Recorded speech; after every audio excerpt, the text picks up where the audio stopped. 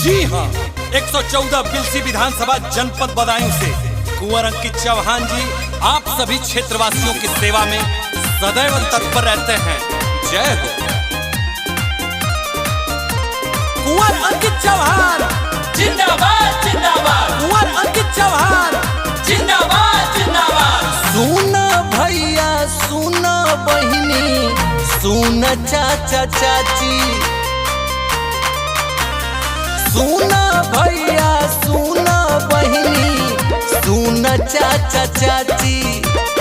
कुंवर अंकित जैसा नहीं कोई कहते क्षेत्रवासी, मन सम्मान से रहते अभिमान से गरीबों के बेटा है। कुंवर अंकित जी का कोई ना जवाब सबके चहेता है। कुंवर अंकित जी का कोई ना जवाब सबके चहेता है। कुंवर अंकित चौहान जिंदाबाद जिंदाबाद, अंकित भैया जिंदाबाद। जिंदाबाद जिंदाबाद।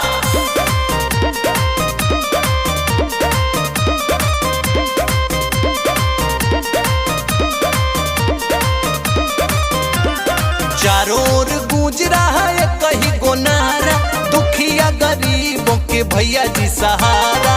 बड़े बुजुर्ग नौजवान सब कहते कोई नहीं कुंवर अंकित जैसा है प्यारा। अंकित भैया जिंदाबाद। जिंदाबाद जिंदाबाद। चारों ओर गूंज रहा है कहीं को नारा, दुखिया गरीबों के भैया जी सहारा।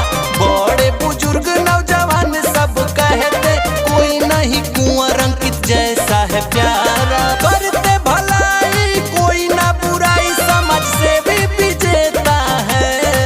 कि अंकित भैया जी का कोई ना जवाब सबके चहेता है। अंकित चौहान जी का कोई ना जवाब सबके चहेता है। अंकित चौहान जिंदाबाद। जिंदाबाद जिंदाबाद, अंकित भैया जिंदाबाद। जिंदाबाद जिंदाबाद।